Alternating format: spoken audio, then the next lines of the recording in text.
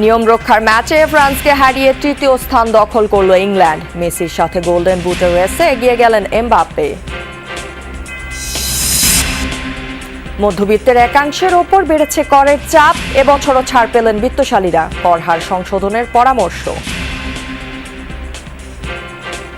পরিধি বাড়ছে, কিন্তু যারা ট্যাক্স হোল্ডার তাদের উপরে চাপ পড়ছে। সরকারি দল অথবা বিরোধী দল বলতে পারে যে আসলে আমরা ট্যাক্সের হার কমিয়ে দিয়েছি, আসলে তা না, ট্যাক্স হারকে তারা বাড়িয়ে দিয়েছে। 5% যে ইমিডিয়েট স্ল্যাবটি সেটিকে 10% উত্তরণের ফলে স্বল্পবিত্ত মানুষের উপরে বর্ধিত করের একটা চাপ তৈরি হলো। বাসা বাড়ি সহ বিভিন্ন প্রতিষ্ঠানের সেপ্টিক ট্যাঙ্ক যেন মরণ ফাঁদ, সুরক্ষা ছাড়াই পরিষ্কারে নেমে ঘটছে প্রাণহানি। কুষ্টিয়ার প্রত্যন্ত গ্রামেও মাদকের ছড়াছড়ি, কোথাও কোথাও হোম ডেলিভারি, পুলিশের অভিযানেও থামছে না ভয়াল থাবা।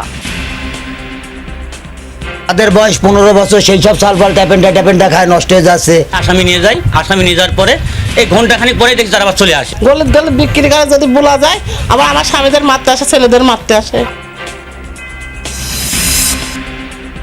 পটুয়াখালীতে আওয়ামী লীগ নেতার বাড়িতে লুট, অগ্নিসংযোগের ঘটনায় মামলা হয়নি এখনো, অভিযোগের তীর ক্ষমতাসীনদের দিকে।